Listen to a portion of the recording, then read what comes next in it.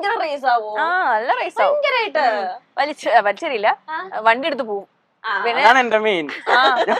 ഒരു പോക്കങ്ങ് പോവും. ആ പോണ പോക്കുണ്ടപ്പോ തിരിച്ചൊരു പോകില്ല. ദുബായിലോ എങ്ങനെയാ?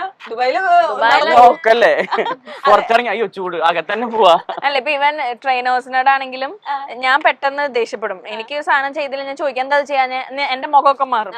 എന്താടാ അത് ചെയ്യാഞ്ഞ്, ഇങ്ങനെയൊക്കെ ചോദിക്കുള്ളൂ. അതെന്തിനാ ചെയ്യാവോ, ശരിയാണോ ശരിയാണോ, ശരിയില്ലാന്ന് മാത്രമേ ഉള്ളൂ അല്ലേ? അല്ലല്ല ഞങ്ങള് പിന്നെ അത് എക്സ്ട്രീം ലെവലില് തീരെ പറ്റാത്ത എന്തെങ്കിലും ഇൻസിഡന്റ് വരുമ്പോഴാണ് അവൻ ചൂടാകുന്നത്. അത് ആ പൊട്ടിത്തെറി ചിലപ്പോ നമുക്ക് ആർക്കും ഹാൻഡിൽ ചെയ്യാൻ പറ്റില്ല. എന്താണെങ്കിലും നമ്മളുടെ പ്രൊഫഷനെ എഫക്ട് ചെയ്യുന്ന ഒരു ബാഡ് പരിപാടി ആണെങ്കിൽ മാത്രമാണ് ഞാൻ അത്ര ഹെവി ആയിട്ട് ചൂടാവുള്ളൂ.